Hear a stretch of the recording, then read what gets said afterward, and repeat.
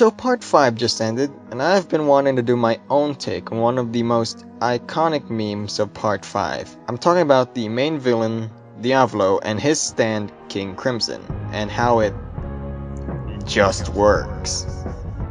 I've been looking around and I've seen a bunch of different interpretations of how it works, and I just wanted to put my own out there. The description of Diavolo's stand is that it has the ability to take an event in time for about 10 seconds, be the only one to move around inside it, and erase it from existence. His secondary stand epitaph allows him to see the future for up to 10 seconds. That description is pretty simple, right? It's basically the hand, but for time instead of matter. Easy to understand, right?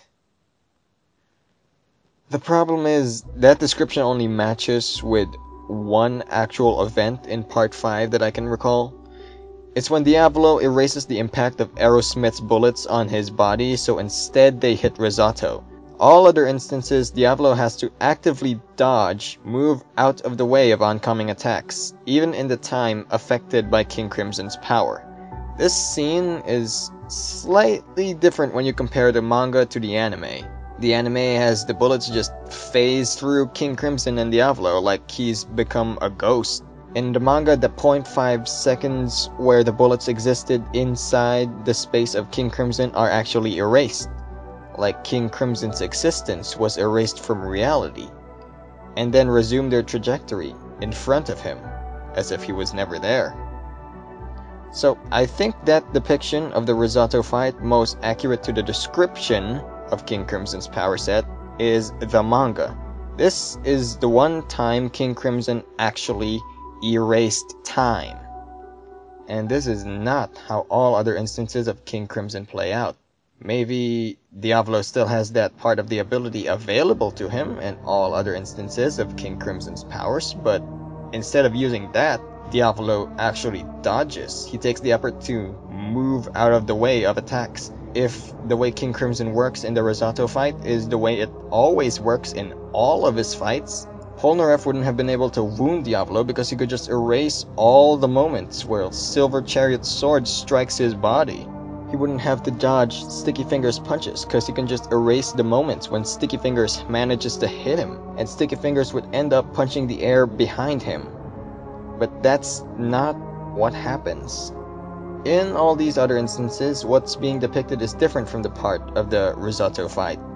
Now, you're gonna hate me for this, but I'm gonna have to ignore what the translations say about King Crimson's powers here, so I can analyze what the powers do. All these other times, what I believe is happening is that King Crimson doesn't erase time itself.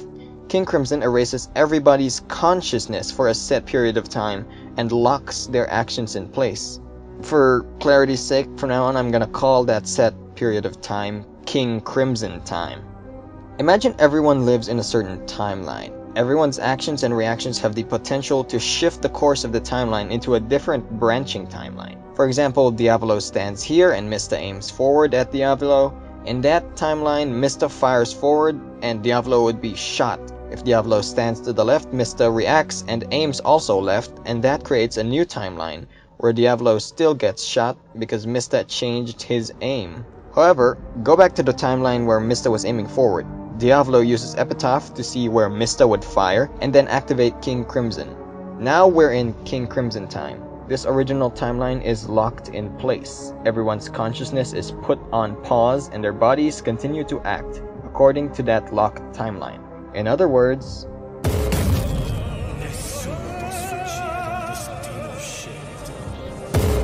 no one can escape the fate that was chosen for them. However, Diavolo can move and dodge and attack and transform from Doppio to Diavolo and throw blood however he wants within King Crimson time, and no one can react to him. Time still flows normally inside King Crimson time. This is important. This is why Epitaph's future sight is important to making King Crimson's power almost unbeatable. Epitaph's future sight sees the possibilities in that one single timeline, but everyone has the ability to change that timeline's course of events with their actions, therefore creating a new timeline that doesn't adhere to Epitaph's predictions. in King Crimson time, Epitaph's predictions will play out to completion. They will arrive to the truth. They will become truth. Because nobody can change their trajectory in response to Diablo's actions, because they aren't conscious inside King Crimson time. When King Crimson activates King Crimson time, everyone else's consciousness seems to be put on pause, and when King Crimson time ends, they continue their lines of thought as if nothing happens. If within King Crimson time they didn't change positions at all, they might not even notice that it happened. Outside of King Crimson time, it looks almost similar to the world, with whatever movement Diablo makes looking like he just teleported, but with the added effect of the viewer realizing their bodies had already done something they weren't conscious of. Now, you might say to me, but wait, Lightning, what about the time Diablo was in Mista's body, and he was time-skipping when Mista was in Trish's body shooting at him? The bullets were also going through him. Well, I've analyzed that scene both in the manga and the anime, and in both instances he predicts the paths of the bullet and dodges them. You kinda have to go frame by frame in the anime, but he does move his position to dodge the bullets. He predicts where the bullets are going to go through, and he moves accordingly to dodge them. Now, why doesn't he just dodge normally? Because the one shooting is Guido Mista and his aimbot stand Sex Pistols. They'd be able to react to him dodging the bullets' trajectories if he didn't activate King Crimson, and they could change the bullets to chase after him. I mean, they pretty much do already in the actual scene. Anyway, there you go. That's my interpretation for the different ways that King Crimson works.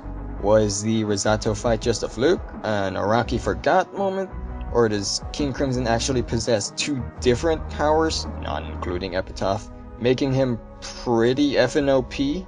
Is Diablo just being a good sport because he knows that if he erases time for all his fights past the Risato fight, it would just be incredibly boring watching everything not being able to land a hit on him? Or maybe he just thinks that's how his powers work, and most of the times he doesn't even need to use the full ability of his stand? I mean, after all, he didn't even know what the Requiem arrow did to people already possessing stands. Personally, I wish we'd seen more of the way King Crimson works in the manga Risotto fight, where he basically becomes untouchable, but admittedly that would be way too OP even for a JoJo villain.